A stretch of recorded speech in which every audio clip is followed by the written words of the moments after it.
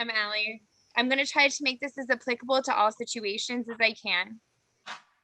So this says, toilet training is tough, but somebody's got to do it.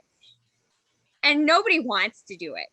Honestly, toilet training is one of the hardest parts of my job. It's one of the hardest parts of my job as a parent. I mentioned, I had to do it several times with my daughter. Things are going to come up and almost nothing goes right. So I can teach you about this and I can give you strategies, but something bizarre, unexpected is probably going to happen because it's toileting. And it just almost never goes the way that you plan it. So as long as you're prepared for that, you should be fine. So basically the purpose of this is I'm going to try to train you on two different programs, two different ways of going about teaching this and trying to maintain a positive relationship while you do it, because toilet training stinks for everybody. So if you can keep a positive relationship with your kids during it, it's going to be a better experience. And at the end, I'm going to go over some common problems and solutions that you may encounter while you're doing it. So the first thing I really want to explain is the environmental variables. So this is what ABA is based on, what I do. Behavior analysis is based on. So you have what happens before the behavior and what happens after the behavior.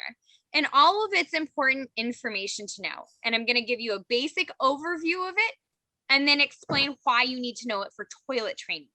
Because the good news is behavior only happens for 4 reasons: to get positive or negative attention, to escape or avoid something you don't want to do, to gain access to something that you want, either something to eat, an activity, a preferred item, because automatic is because it feels good. So I go get food because it takes my hunger away. I go get water because I'm no longer thirsty. Okay. So some of those are just within your body. A lot of this self-stereotypy that you see from some of our clients and some of your children, like hand flapping or some of the noises, that's automatic. Something about it feels good. Okay. So we need to understand what's called this 3-term contingency. Antecedents are what makes a behavior more likely. So we know our consequences, why it happens. Antecedents make it more likely to happen. So thirst, hunger, illness, those can all affect you. I have a horrible hunger monster. I am much more likely to lose my temper when I'm hungry. I just am. My daughter has a sleep monster. If she is tired, she is nasty. So those are some things that we have to understand about our kids. If your schedule or your routine's messed up, noise, for a lot of our population, noise can be bad. Visual distractions, work, demands. So here's what I want you to understand. What happens before only matters so we can set our kids up for success. What happens after is the thing you really need to understand. My best example is my husband likes to tell jokes. If he gets around a group of people that he doesn't know, he'll break the ice with a joke, right? So the antecedent, his setting event is, I'm surrounded by people I don't know. I don't know what to do because I'm awkward. I'm going to tell a joke.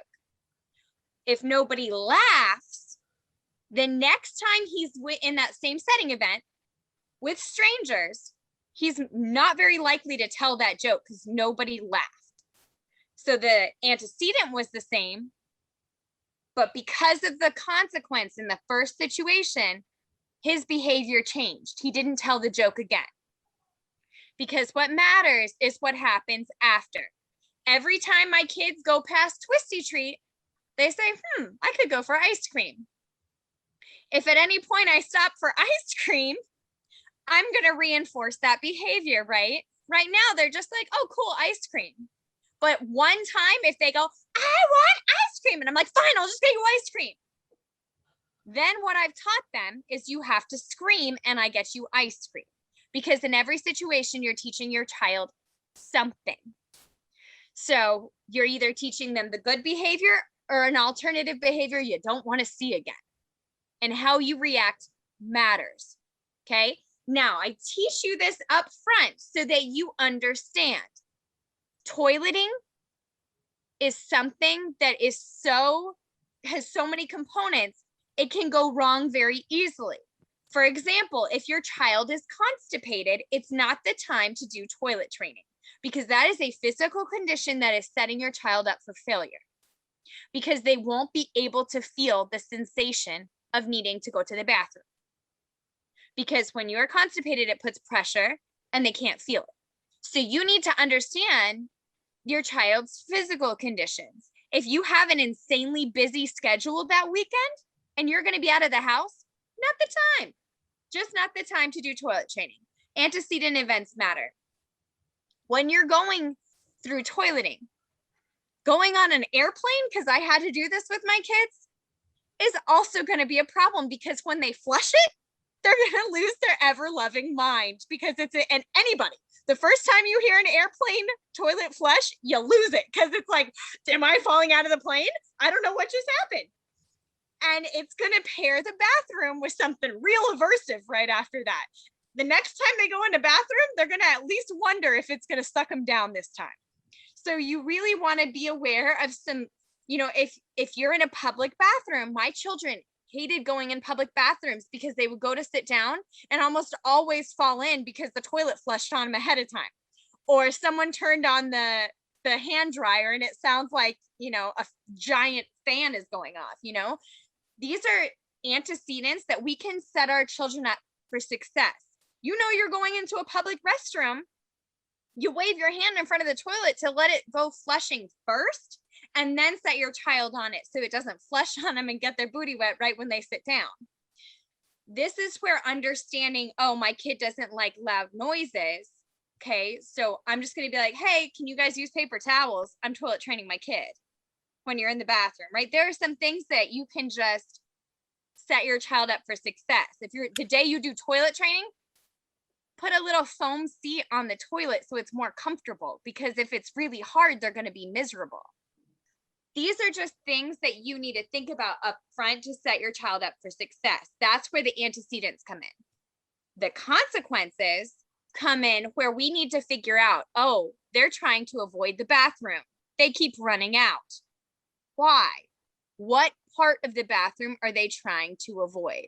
Did they one time fall in that random bathtub? Like, what do I need to do to fix this situation to make sure that my child is successful in here? You need to understand whether they're doing it for attention. Do they just want you to stay in there? Are they scared? Because I had one kid that I worked with, the shower curtain was closed and they thought something was behind it, so they wouldn't go in the bathroom. If we just opened the shower curtain, it was fine, but they would go running out to avoid that. You need to understand your child to start out successful, and so that you can problem solve in the middle of it. Because some children, for example, will behave to avoid pooping in the toilet because they don't like the way it feels to have a bowel movement, or they don't like the plop when it hits the water. So these are some bizarre things we don't think about. But if they're behaving to avoid it, you need to figure out what they're avoiding, or you can't fix it. And the same thing with the attention. Do they just want you in there? Well, then you go in there at the beginning and slowly fade yourself out. So that's some things that I need you to really think about before we get into this. But there are some things that you need to know before you even start toileting, that your child needs to have prerequisites. We don't just want to teach someone rocket science if they've never had basic science. That's too much, too far, too fast. So if they can't sit on a toilet or they won't walk into a bathroom, you got some work to do before you start. If you try to start when they won't even go in a bathroom, it's going to be a horrible experience for everyone. So we put together kind of a list of prerequisites of things that you'll want to consider before you even start. Not all of them are required. I've done it without in some situations, but it's just going to be trickier. So when I go over this, I'm going to go over two different ways that you can do it. One is very intensive that can be done in a weekend, and one is a little bit slower, and you just sort of slow roll it. Different learners, different strategies, and I'll kind of go over why I've picked it for each of my clients that I toilet trained recently. But some of these prerequisite skills, that you need to think about, if you're going to do the intensive toilet training for sure, they need to be able to sit on the potty for at least 10 minutes, because it's a schedule where you schedule on and schedule off. If they can't sit, then you need to start small and reinforce just going in. So basically where I'm going to pause this for 1 second and explain real fast. Most of you have heard the word reinforce. This means there's a behavior we want to see. So we provide something that they like or want right after we see it. So you just take them in the bathroom, give them a piece of candy, for example, take them in the bathroom, give them a hug and a high five. Maybe they just love tickles. You want to make the bathroom a good place, right? This isn't bribery. There is a difference between bribery and reinforcement. If your child falls to the floor and starts screaming and you say, stand up and you can have an M&M, they weren't getting that M&M before they dropped to the floor. So what did they learn? Oh, well, the candy didn't come out until I start being naughty. So all I have to do is lay on the floor, scream, and get up. It can shape some weird chains of behavior. What you want to teach is you walk in the bathroom, you get candy, right? You want to make sure they know what they're earning before they even start. That way it's not in the middle of them cutting up. That being said, if they don't go in the bathroom and it's a scary place, maybe you've tried toileting and it didn't go well, so now they don't want to go in, then you slowly get them used to being in there. You sing songs in there. You have a dance party in there. You read a book in there. Let them play on their iPad in there. It doesn't have to be candy. It can just be something that they like that makes it a good experience being in there. So that's the thing. If they don't even want to go in the bathroom or if they can't sit, then you have to teach those skills first so that when you actually get to the toilet training, you're not backpedaling. Also, independently pulling their underwear up and down. Here's why. I see all the time. We finally got it. The kids toilet train and they run in and they go to the bathroom and we're too far behind them because they yelled potty on their way in and they have an accident right in front of the toilet because they couldn't get their pants down fast enough because they're not good at that skill. The last thing we want is then for them to get disappointed and upset and wet themselves right in front of the toilet because we never taught them to pull their own pants down. Also, in life, our entire goal is for our children to be independent. So you never want to do something for them that you could teach them to do for themselves. So teach that first. Also, the ability to request toileting is important. You can choose to just schedule train your child, but that will keep them dependent on other people. And they have to wait for someone else to ask. If you had to hold it all the time until someone asked you, hey, do you need to go to the bathroom? That would be really miserable. Or like, hey, I have to go now, but my 30 minutes isn't here yet. I guess I'll just sit here and be miserable. Okay. Schedule training is a thing. People do it and it's okay. But I wouldn't want to live that way personally. The more important thing to teach them is how to advocate for themselves. If they cannot talk, you can teach them with a picture. You can teach them with a sign. One of my clients has apraxia and is really struggling with the word, but we taught him to raise his hand and say "ba." Now he has "ba" for other things in his life because he says like "bite." We didn't want it to be confusing, so he raises his hand and says "ba." As long as everyone in his environment knows that that means bathroom, it doesn't matter. That's a functional way of asking for something. As long as his teachers know, as long as, everyone in your family knows. It doesn't have to be the word potty. Whatever works for your child. But knowing ahead of time is going to make the day of easier. Practice. Okay, what words can they say? What can't they say? Would a sign be better? Would a picture be better? And then start when you're exposing them to the bathroom, having them say the word as you're exposing it before you even start. So those are just some prerequisites that I suggest for either program that you're going to do because they can just really help you. This is protocol number 1. So this is based on a research study, and it's an intensive toilet training protocol, and you may have heard of it. Azrin and Fox, LeBlanc et al., they both did it, and this one takes the shortest amount of time. Is it going to just take 4 days? No, every kid's different. It can take 4 days. It can take 1 day, but it can also take 2 weeks.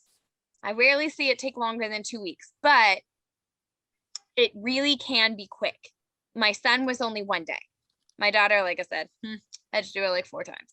But again, special situation. But the benefit to this is it's very short. And one of the problems with toilet training is in life, if we're learning something, the fastest way to learn it is to do mass trials, right? To practice. Practice makes perfect. We've all heard that. Most people don't have to go to the bathroom more than 4 times a day. And if you're only practicing 4 times this new, completely bizarre skill that you've never had before, it's going to take longer to learn it.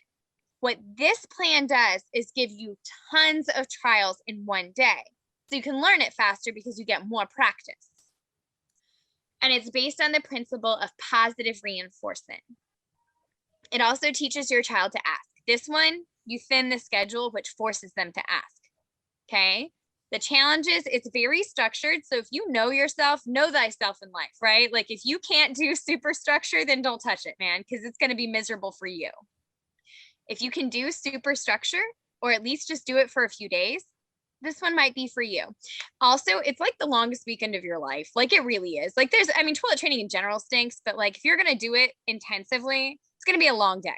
The first day, day 1, you're just going to be exhausted and crash at like 8 o'clock when your kid goes to bed. But it might be worth it if you don't have to do it any more than one day. The other challenge is your child does need to have a form of communication ahead of time. And with both of these plans, one of the challenges is that bowel movements do not always come when you do toilet training. Bowel movements sometimes come later, or you have to add in extra reinforcement for that. Same thing with nighttime continence. These are 3 different behaviors we're looking at. Because if you think about it, when you have to go void urine, you feel pressure in a completely different place than when you have to have a bowel movement. And at nighttime, you have to wake up. You have to feel it, wake up, and wake up enough to go to the bathroom. So those are all very different sensations, very different skill sets. So sometimes we get bowel movements for free because they just happen to be relaxed enough. Sometimes we have to do a whole nother thing for that. So keep that in mind when you're doing this. So I'm going to go over really fast the intensive toilet training protocol first. And this I prefer to be on tile, because if you're going to toilet train a child and they're on carpet and they pee on your carpet, you're going to get mad or frustrated at the very least. And we don't need any additional stressors on toilet training day. It's best to do it as close to the bathroom as possible so that you can get them there quickly if they do have to go. So there's not like, oh, well, now we have to run across the house. You did ask and you did hold it, but you peed halfway there. We want to set them up for success. So basically, you're going to set up a happy environment with their preferred toys. You can do movies, minimal disruption. So like if you have other kids, this is the day you send them to grandparents' house because you don't want to have to deal with anything but this one situation. Keep them close to the bathroom. And inside the bathroom, you're going to have preferred toys, activities, reinforcers, extra underwear. You can choose to do this naked or in underwear. It's up to parents, parent preference. It's easier to see if they start to have an accident if they're naked, but either way, do not use those toilet training underwear because they're thicker. And so it's going to take longer for you to see that they're having an accident. And so they'll have voided more, and you don't want that. You want to catch it the second you see a drop. So either thinner underwear or naked. Now with boys, it's a lot easier to see when they're going to start having an accident than girls. It just is. So keep that in mind. Extra underwear, timer, because I do it on my phone. You're not going to want to have it be like a song that you listen to often or like a regular timer. And I prefer to make it on vibrate so I just feel it on my body. Here's why. In life, things get paired pretty easily. So you hear a song, you associate it with a person. There's a timer that I had when I was feeding my kids when they were night waking, when they were infants, and I still hear that song and it's like PTSD, man. I'm like waking up in the middle of the night. I just want to scream if I hear that song now. And so you don't want them to hear this timer and then be like, oh, it's time to go pee, but it's someone else's phone entirely and they have an accident. Like Pavlov's dog, you hear the bell and you salivate. You don't want that to happen. So it's best to just have it on vibrate or keep it in your pocket or put something that they're never going to hear anywhere else. You want lots of liquids. You want apple juice is kind of hard because it can constipate. So you want somewhat low sugar. You can do like my kids did Capri Suns and crushed them, man. The more they drink, the better. You don't want caffeine because if you have caffeine, it makes you think you have to pee, but you don't. So salty snacks. And the whole principle behind this, we want them to be as thirsty as possible so they drink as much as possible. The more they drink, the more they pee, the more they pee, the more we can catch it on the toilet. Okay, so that is the whole concept behind this. You're going to do something called fluid loading and a sitting schedule. Those are the two primary components. This is the sitting schedule, and this is why it's a nightmare. You do 10 minutes on the toilet, 5 minutes off, 10 minutes on, 10 minutes off, 5 minutes on, 15 off. Usually this is every hour you move through this schedule. So usually by the end of day 1, if they're not having a lot of accidents, you'll be at level 6 or 7. But the first hour is going to make you want to cry because you have to keep them on the toilet for 10 minutes. But once you make it past the first hour, it's usually money. And usually a lot of times, because you're doing fluid loading during the first hour, it's the second hour that they have to go pee. And I've had a kid pee 18 times in the second hour because we did a good job fluid loading the first hour. Now, if they're on the toilet for 10 minutes at a time in the second hour, you're going to catch something.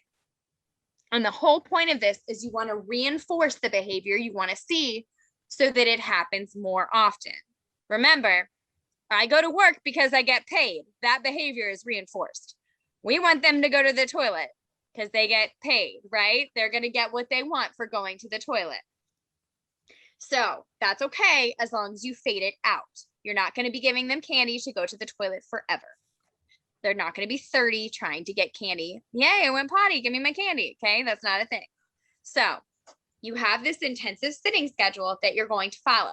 Your timer on your phone is going to be set to this, and it's fine. I promise. You'll make it through. Lots of coffee. So the level progression is that you start at level 1 and you go to the next level every hour, unless they're having accidents and no successes. If they have at least 1 success that hour, you can still move on. Now, day 2 and 3, you progress to the next level each half a day. So by the 3rd day, you can be up to like 4 hours. And the whole concept is, if we're not taking them as often, they're not going to be able to hold it. It's going to force them to ask. Most little kids can't hold it more than 3 hours. And you don't fluid load after day 1, but just normal kids are going to go. And so when you start to push it to 3 or 4 hours, I've had a kid who could hold it 6. But once we thinned the schedule to 6, it forced him to ask. If we still took him on 4, he never asked. But once we pushed it to 6 hours, that child did finally ask. And that's just, keep in mind, boys can hold it a lot longer than girls. So with boys, they may be able to do that.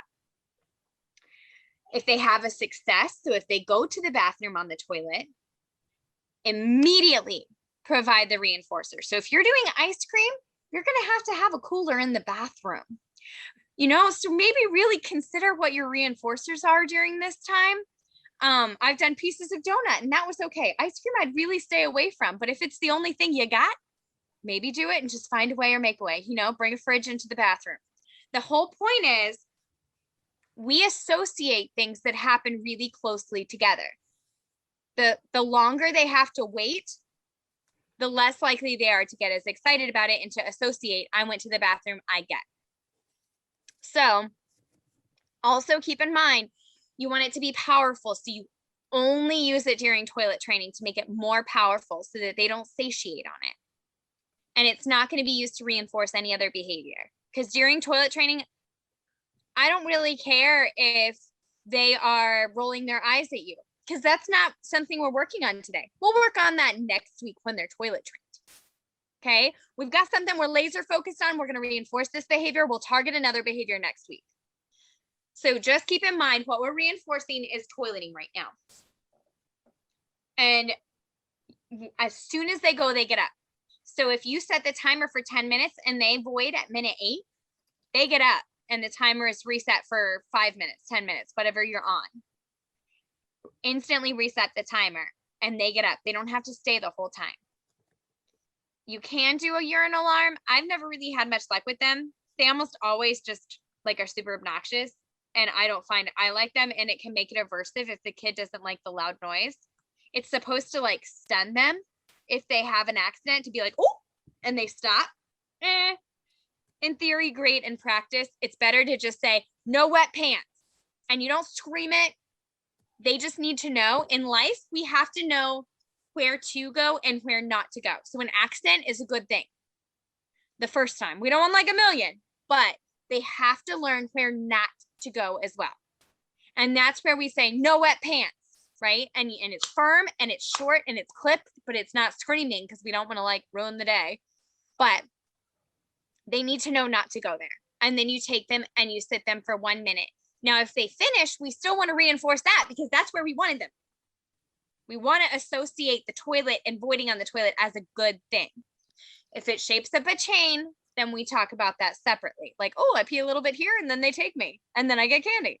Okay, we'll address that whole thing another time if that comes up. Doesn't come up very often. Mostly what this child's whole life has been is there's a diaper on them. And when that diaper's on them, they're allowed to pee freely. And then one day they're like, oh, wait, I'm not allowed to pee in this anymore. And now they're supposed to go on this other thing. And so then we have to make that reinforcing because why? Just why? My whole life, you've just let me pee here. Why do I have to do this? Right? So the diaper has had control over their lives up to this point. So when you start toilet training, you don't want to go back to diapers ever, except at night. That's the only time you'll go back because nighttime continence is different. Almost instantly, even with my daughter, who's mostly typically developing, she's got pretty bad ADHD, neither here nor there. When I put her in a diaper to get her in the car on road trips, the second I used to put it on her, she'd pee. And I'd be like, oh, you're killing me. I thought I just took you to the bathroom. I put this diaper on you to last the whole road trip as an emergency. And the second it was on you, you peed. Why? Because for the last 3 years, every time a diaper was on you, you peed. So it's not her fault. It's her body is just used to feeling a diaper and peeing. Okay? It's not their fault, but if you put them back in it, they're going to pee in it. She would do it sometimes at night. I would send her to the bathroom. I'd put a diaper on her and she'd hold it until the diaper got on her. It's just weird, but that's honestly, they've done it their whole lives. So if you put them back in a diaper, they're going to backslide. That's just human. And that's okay. Just know you're doing it to them. So just don't do it. There is a positive practice portion. I don't really ever have to use it. It's an option. Mostly the whole concept, technically it's punishment, but it's not punishment like you're thinking. You don't spank or anything. Mostly it's something that comes after. Punishment in ABA is something that comes after a behavior to make the behavior go down.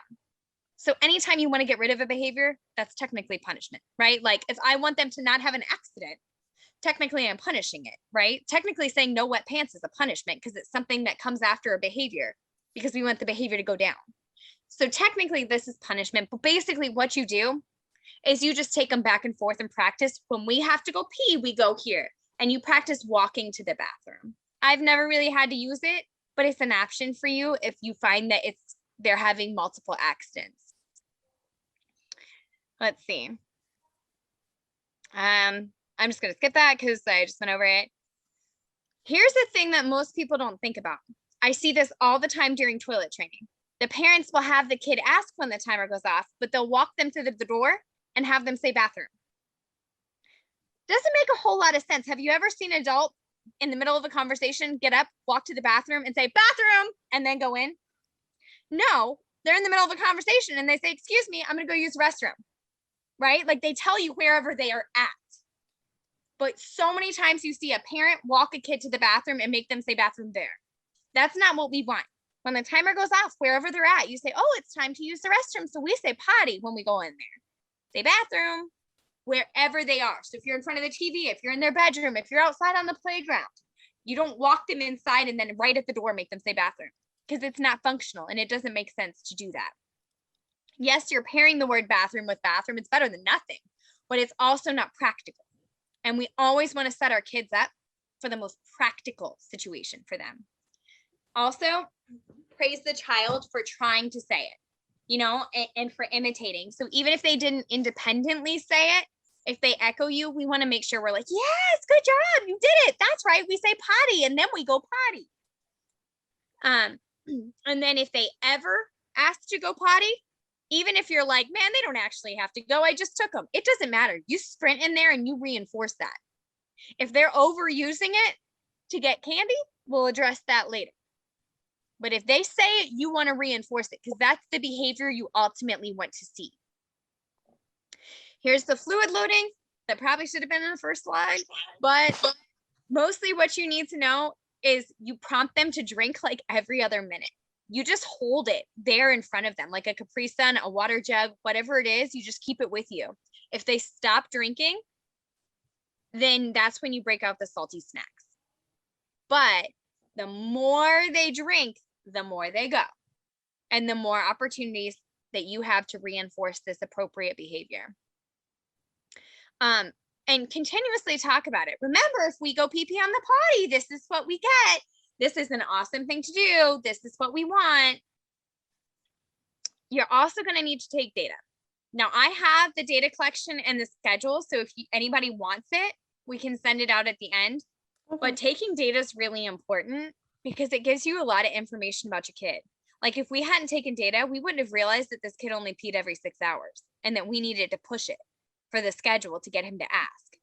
Also, you can find patterns. Like if you're trying to bowel movement train and you happen to catch it and you're writing down, a lot of people are regular with their bowel movements. Oh, wow. I didn't even notice this, but every day at 9:30 a.m., my kid has a bowel movement. Then you can schedule train the bowel movements. And so just take them every day at 9:30 because you're just expecting them to have a bowel movement at that time. I would schedule train for bowel movements if I could, like that would be easier. And it gives you a way to reinforce it because you're going to catch it. So taking data is super helpful. It also is going to tell you, you're like, man, I feel like they've had 100 accidents. I feel like all I've done is clean up pee.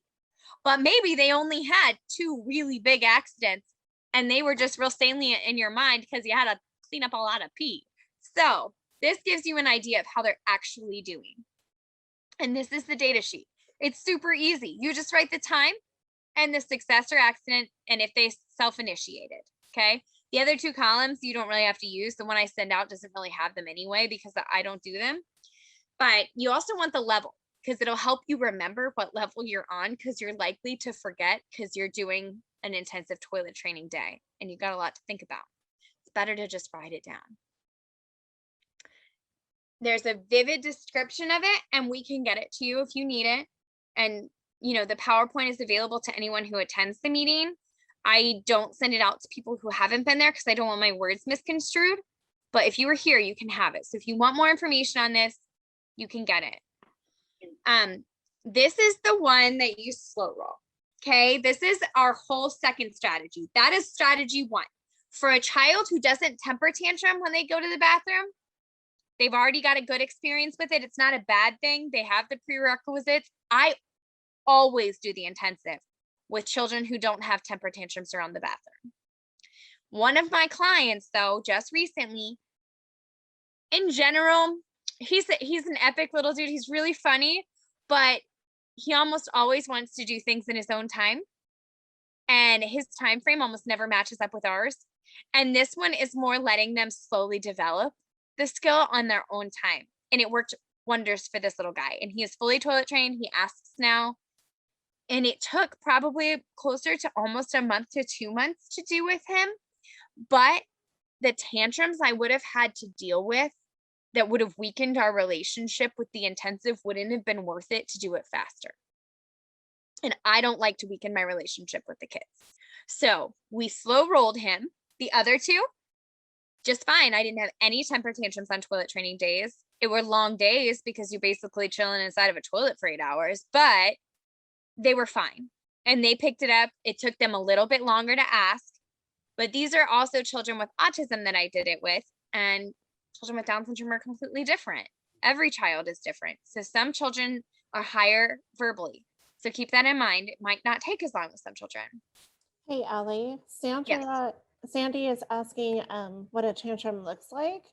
Not wanting to stop what they're doing to go to the bathroom. She's just asking what you think a tantrum would be, in your opinion. Like if they're watching TV or something and they didn't want to stop watching TV to go to the bathroom. Yeah. So can I Yeah. clarify that, Yeah, sure. Robin? Okay. Yeah, sure. Yeah. So like, is a tantrum like, okay, I'm doing something, and you're like, okay, it's time to go to the bathroom. You're like, no, I don't want to go to the bathroom. Blah, blah, blah. Or is it just? I mean, what is it? What do you think a tantrum looks like? Because I mean, I see both of that. I see no, because she's doing something she wants to do and doesn't want to stop. But then once I can get her to away from that, then she's fine. Or what? So I don't want to classify something as a tantrum if it's not a tantrum. well, and honestly, every kid is different and every behavior is different. It doesn't so much matter what you call it as that you understand the function of it and you understand the principle of reinforcement, right? So in this case, what you need to reinforce is appropriate transitions. Remember, we're going to pause it. It's time to use the restroom. We're going to walk nicely and then and then you're just not just reinforcing sitting on the toilet and voiding. You need to first train stopping what you're doing and walking in there. That's a whole different behavior that's not related to toileting, right? It's not about voiding. It's not about the toilet. You know, she doesn't like to be denied access to something she wants. So you need to practice throughout the day, pausing things. So anytime I'm teaching a new skill, we need to do trials of it, right? You need to set them up to practice. All right, pause. We're going to go in the kitchen. Nice job. You get candy. Now go sit down. Pause. We're going to go in your room. Now go sit back down, because what you're training her is that it's okay to pause something preferred. And then pause, we're going into the bathroom. And then pause, we're going to the bathroom, and just walk her there and practice throughout the day and provide a reinforcer so that you make transitions fun and okay and rewarding. Then you fade out the candy for that, or the activity, or the snuggles, whatever you're doing, tickles. When they get there, we watch a video on the iPad, and the iPad's waiting in the location we get there, right? So you put the iPad in their bedroom. Pause what you're doing out here. We're going to go to your bedroom. Oh, look, the iPad's there. Let's watch a video. Because what you need to teach, it's not about the toilet, right? In this case, you have to look at the why. The why has nothing to do with the toilet. It has everything to do with disrupting a preferred activity. So you have to deal with that first before you can deal with it as pertaining to the toilet. Once you've got that behavior under control and you make it a positive place, so every time they go in the bathroom, something good happens, then you can start the toilet training, and you've already trained them to stop a preferred activity. Now, I've seen children who just don't want to go in the bathroom. Like something happened in the bathroom, or they don't like to sit on the toilet, and they will scream and they will cry, or after, but it's how you do it, right? So if you're doing this procedure right, either one of them, you shouldn't get tantrums at all, because you should have already made the bathroom such a wonderful place that they want to go in it. We're doing something wrong in life if we have to force them to do it with toileting. Like if you've made the bathroom a wonderful place, they should never tantrum to go in it. Most of the time when I see tantrums, it's when a toilet training has already gone wrong and someone's already tried to toilet train the kid and they don't want to have anything to do with the bathroom. And then I have to start and make the bathroom a wonderful place. If that makes sense. A tantrum, it doesn't really matter what we call it. It doesn't matter what the behavior looks like. It matters why it's happening. So in your situation with her not wanting to stop, I would suggest first, before you even try toilet training, targeting transitions and stopping a preferred activity. Does that answer your question?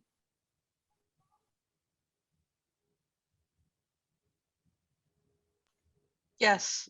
Okay, sounds good. And again, if you have more questions about it, I can address that.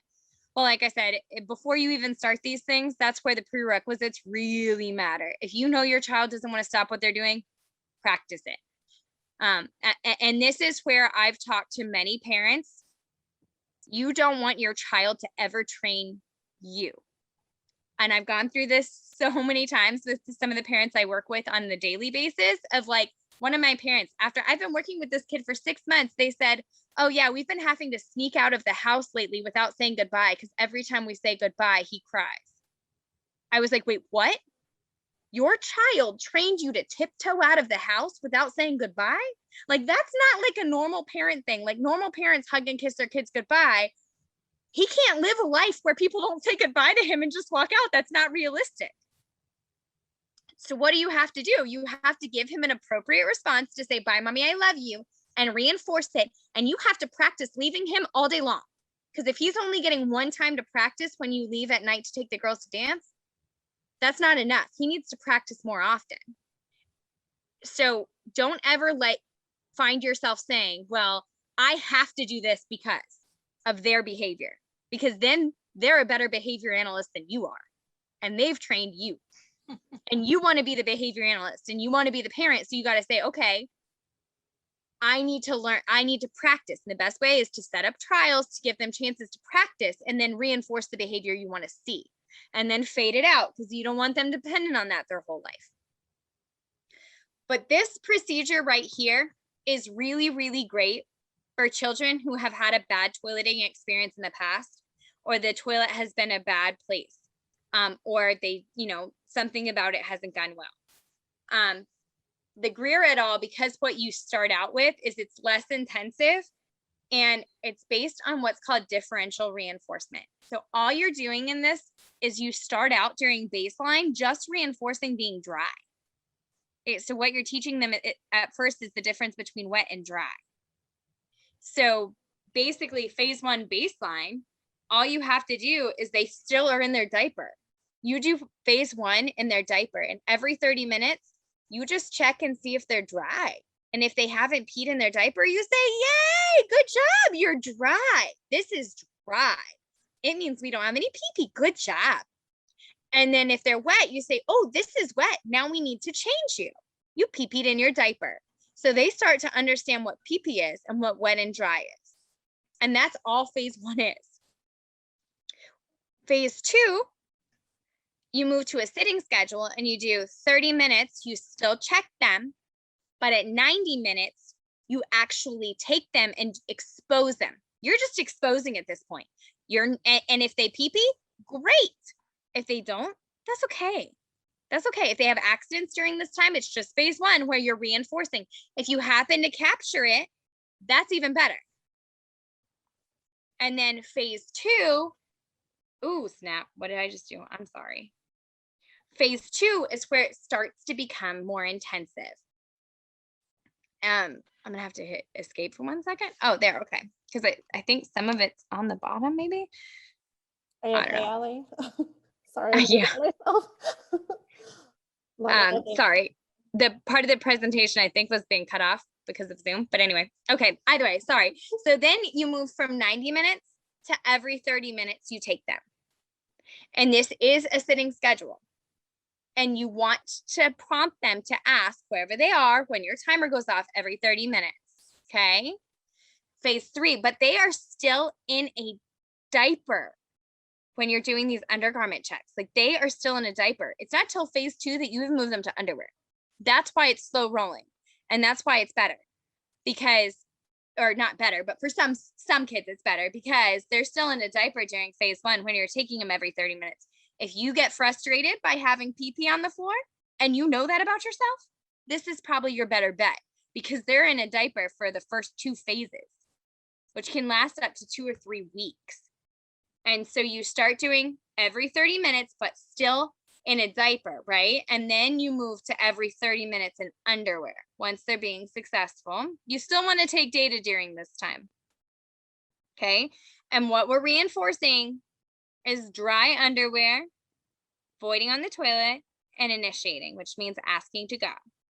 And here I have this that breaks it down much more clearly of baseline and the phases of exactly what you do and whether they're in a pull-up or whether they're in underwear, okay? But the reason this is great is during baseline and the beginning, they're still in a diaper and you're just teaching them where to go and the difference between wet and dry. And you're reinforcing dry. So every time they're dry and you check them, praise, tickles, candy if you want to, a little video that's just for that. And then you move on to underwear. Once you feel like they're dry and you've got data to show that they're dry and successful with a diaper, then you move to the underwear. And that's why, again, this one takes longer, but it can help. You can also, this is, so that's I can go over that in more detail with someone if they started. It's all written out for you there, and I don't want to waste your time and talk about it, but you can also just schedule train your kid. Again, personally, it's not my favorite, only because I wouldn't want to be taken on a schedule, but it's up to you. This is what they do a lot of times in daycare. They just schedule train the kids to go after breakfast, before they go outside. Like, they just take them in groups. And then when you're doing it to your child, just slowly increase by 15 minutes every day they go without an accident. And eventually you're going to probably get initiations. This is simple. It's schedule training. You're still going to want to have them ask. If you're not doing fluid loaning, this can take a while though to thin the schedule. So keep that in mind. Okay, some common toileting problems that I see. And then again, if you guys want more detail on anything, I can give you more detail. But some common toileting problems that we see is people saying, do you need to go to the bathroom? Because then a lot of kids can become dependent on someone asking. My niece will still, at age 12, ask permission to go to the bathroom. Like, is it okay if I go to the bathroom? I'm like, yeah, it's right there. We don't want it to overgeneralize. Like, weird behaviors can get shaped up during toileting. Like, the fact that she's 12 and at her own home and still asks is bizarre to me. Like, just go, right? Because also your child needs to learn when they're at school, they have to raise their hand to ask, but at home they can just go. That's why we teach them to ask. And when they're real little, they need help. They can't wipe themselves. So they do in some respects need to ask, but the older they get, they need to be able to discriminate different locations. That in the grocery store, they still have to ask. They can't just sprint for that. But at home, they can just go. At school, they have to raise their hand, right? If they overgeneralize or don't discriminate, you can get weird problems. Sometimes you have to teach all of those situations. And if you ask your child all the time, do you need to go to the bathroom? If you're asking them, then they don't have to ask you. And they don't learn that skill. And they don't learn to initiate, and they can become dependent on it. So it's not helpful. One of the other common problems is that your reinforcer is not powerful enough. Because honestly, like, I will not go out and mow the lawn for a cold soda. That's not a thing that I will do. Personally, I like a cold beer if I go out and mow the lawn. I will not do it for soda. I don't really like soda. But my husband loves soda. So he will go out and mow the lawn and come in and have a cold soda. That is the difference between preferences and a powerful enough reinforcer. I will not go to work for $1 an hour. That is not powerful enough to me. I don't think any of you would either. When it comes to toileting, you want to break out the new $15 an hour everyone's getting, right? Like, this is what we need to break out. Like, you need to break out the big bucks, right? Like, you need to break out the most powerful thing that you have for toileting. Because if it's not powerful enough, they got a diaper that they've been peeing in all this time. You got to make it worth their time to learn a whole new thing. Especially if they're totally fine chilling in a wet diaper. Because we all know those kids who don't even tell you their diaper's wet and they just chill in it. If that's not aversive and they don't mind, you have to make it more reinforcing to go on the toilet. So a lot of times there's people like, well, I was using the iPad. Did they get the iPad all day? Is that even reinforcing enough? Is that a thing that will be special? Then don't use it. Or download the new game that they wanted for their iPad. Use it, but find what they want. And this one's real messy. Taking your child to the bathroom when they look like they have to pee. I have seen two things go real wrong. I used to work in the mountains of Alabama. I mean, this place was like sparse. These were just mountains. The schools were like 30 miles apart. Like, this was backwoods Alabama. And some things that got shaped up that were real weird. One, a parent was putting the kid outside to go to the bathroom. And just like, hey, run out. Like, I mean, we were all seeing like little boys pee outside. Okay. But like, that shouldn't be the only place that they go pee. Because every day at recess, even after we toilet trained him on a toilet, he would go outside to recess and he'd immediately pee. Like, drop chow and pee. Because just like a diaper got control of his behavior, so did outside. Also, very similar thing happened when I was up there. Little boy would do the potty dance, right? He would jump around holding himself and run around the classroom when he needed to pee. And they'd be like, oh, he needs to pee, go potty, buddy. And every time he danced in class, to music or ran around outside at recess, he instantly peed himself because he expected someone to send him to the bathroom because he was doing the potty dance, but we couldn't tell the difference between a potty dance and him running at recess. We didn't know to send him inside. We shaped up, it was just a weird place, but it something I didn't send the kid out to pee, I promise. That wasn't me. But some weird things just can get shaped up with toileting. Because just like if you're in a car accident while you hear a certain song, every time you hear that song, it reminds you of it. Certain songs remind you of people. Things get paired really easily in life, and you don't even realize it. One day when I was working with a child with autism, the first kid I ever worked with, I was 21 years old, and I was feeding him, and one of the things we did was we held the food up by our eyes so that the child would look you in the face to practice eye contact and then ask, right? Well, I was really tired that day, and so I leaned on my head like this with the food. So then every time he asked, he went like that before he asked. One time, I swear it was once, and it got shaped up. Things in life can get shaped up really fast. And that's where you just have to be careful that you're not making a really weird thing happen with toileting. Putting your child back in a diaper for any reason outside of sleep is just going to mess them up. It just is. And again, if you want to do it, go for it. But if you want to put your kid back in a diaper, you should do the Greer et al. One, the second one I talked about, because part of the toilet training is in a diaper. So don't give up once you've made progress. If you've started making progress, don't go back in the diaper. Here's the other thing that people say. A lot of times we'll see this. Well, they're toilet trained at school, but they're not at home. Or they're toilet trained at home, but they're not at school. Well, if you're not sending in your kid in underwear to school, they're never going to get toilet trained at school. They're not going to know that you've already done the toilet training. But also, behavior can come under control of different environments. You can toilet train them at home, even if the school's not on board yet. Even if you're like, okay, I'll get it under control here first, and then we'll transition to school. That's okay. My husband does not tell the same jokes to my mom that he tells to his friends. You do not curse in front of children or at church, but you may curse on a football game, right? Like there are times our behavior just comes under control in different situations, which is okay. You just have to plan for that. We've trained them at home. It's not generalizing to school. So you send in the same candy that you used at home for them to use at school. So he also gets a reward at school. Oh, I think I missed one. Oh yeah, not knowing where the bathrooms are when you need them. Even to this day, I still walk into Publix or Target or wherever I'm at. I'm like, hey y'all, there's the bathroom right there. If you gotta go, it's at the front of the store. So don't you dare ask me at the back of the store because we're gonna have to sprint and I don't want to do that. So at least let them know. I made that mistake one time with Aria, my daughter, at church, and I thought she knew where the bathroom was, but like turns out she was 3 and I had to tell her every single week, remind her that there was actually a bathroom there. Because she just was like, bathroom, and didn't know where she was supposed to go. I'm like, it's right there. I felt like I showed you last week. Turned out, as long as I showed her every week, she was golden. She just somehow needed that reminder weekly.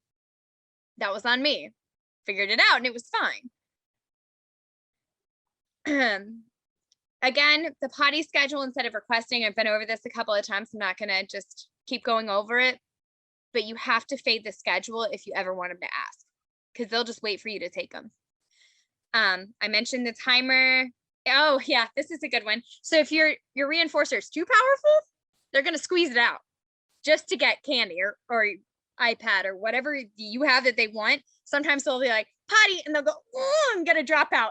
Oh, candy. And then they'll say it 5 seconds later, potty, oh, and they'll squeeze it out, candy. Okay.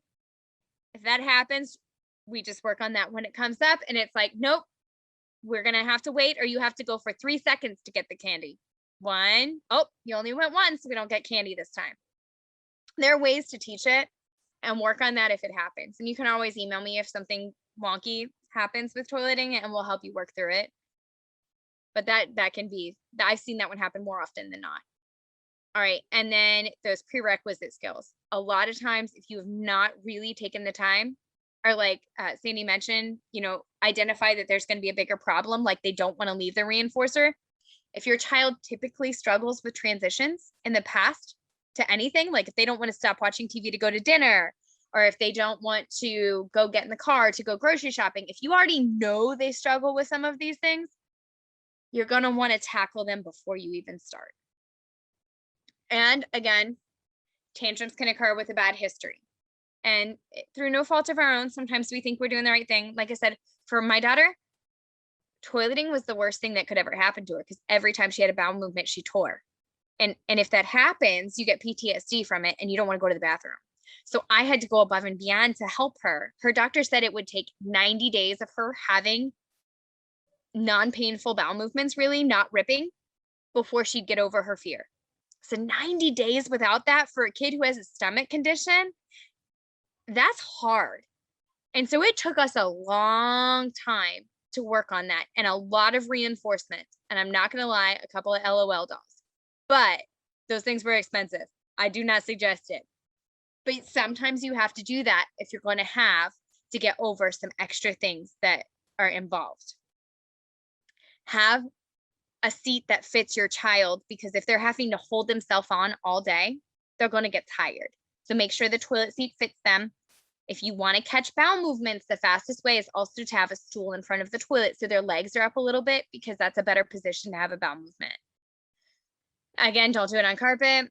He peed himself at Walmart. Like, just don't go out your first day, because you know that toilet training schedule is really intense and we want them to be successful. Clear your schedule if you're doing the intensive toilet training. If you know that you're like, hey man, I can't be at my house all day, quarantine ruined that for me, then just do the Greer doll, because you're going to be doing most of it in a diaper. Okay, know yourself. Know which one you're physically capable of doing as a human, and know your weaknesses. I'm gonna go out. I'm just gonna take my kid out. We like to do stuff. In that case, Greer doll is for you. All right. So again, I mentioned the bowel movement versus urinary. Some have more difficulty with bowel continence, but make sure they're not constipated. Provide a more powerful reward for the bowel movement than you would for urination. Try to capture it when you see signs. And this one is the one that's okay to take them when you see signs, because you're going to see if your kid, it's like most kids, and they go hide in a corner. Buddy, let's go try to poop. Like, this is a time to prompt them. It's different than pee. We don't want you to prompt the kid to pee because we did a formal toilet training for that. This one, in order for you to catch, you may have to watch the signs. Okay. They'll start to squat somewhere, or they'll go hide. Okay. These are things to watch for, and then you can capture it. Sometimes if you know they're going to poop, take them at first in their diaper to the bathroom, so they get used to just pooping in the bathroom. Even if they're not sitting on the toilet yet. Wow, yay, you went to the bathroom when you need to poop. Here's a reward. Then have them sit on the potty in their diaper. Then take the diaper off on the potty, right? Because they're already going when they need to poop anyway. Or teach them to ask for a diaper to poop in if that's the case, if they don't like the way it feels. And then we can work on that. Sometimes you got to slow roll it with certain situations. Nighttime continence, like I mentioned, is totally different. I have a procedure. Now, I did it with my daughter over spring break. Like, I suggest if you're really going to hit nighttime continence with a heavy sleeper, or someone like Aria's medication puts all the moisture to her large intestine while she sleeps. So that girl she's a heavy sleeper and she pees all night, because that's what happens with her medication. I finally got her nighttime toilet trained at 6. Understand nighttime toileting for typically developing kids, even that aren't Aria. It can happen when they're 5 or 6 sometimes. Sometimes kids are heavy sleepers. And what you have to do is you have to wake them up in the middle of the night, and you set a schedule to check them to figure out at what point they're actually going, so that you can wake them up at that time. It's exhausting, but it's worth it if you don't want to pay for pull-ups anymore. And you can also start with just morning. If they're dry consistently for a few days, give a reward.